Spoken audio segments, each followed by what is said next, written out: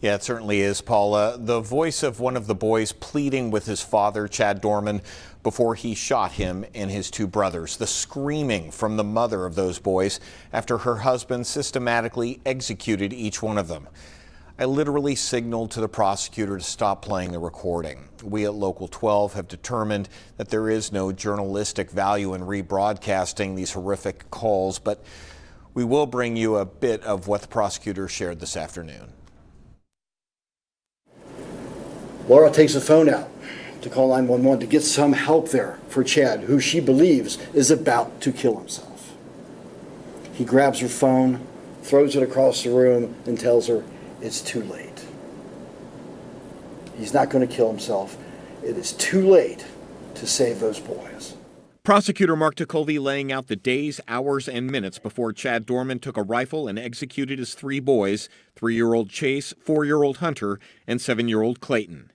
It was June 2023. Ticovey says there was nothing that could have foretold what was about to happen to what he called a happy little family. Were there drugs involved? Were there prior incidents of violence? There were no reports, no prior reports, or any calls made to law enforcement for any event, any disturbance at the Dorman residence on Laurel-Lindale Road.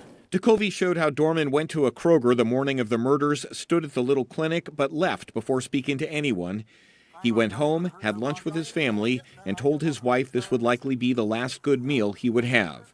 Just before the shooting began, he spoke to the boys. 4 p.m., Clayton, Hunter, and Chase, that he loves them and they did nothing wrong, and that they are the best boys ever, knowing he's about to kill them.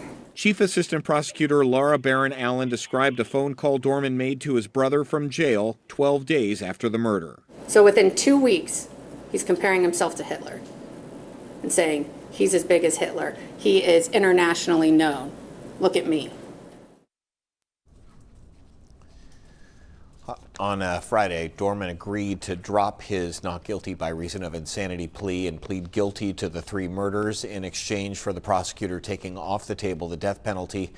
Prosecutor Ticovey said that it is what the boys' mother and sister wanted, so they would not have to endure a trial. You can always find our stories here on YouTube, but go ahead and click subscribe to get notifications and stay in the know.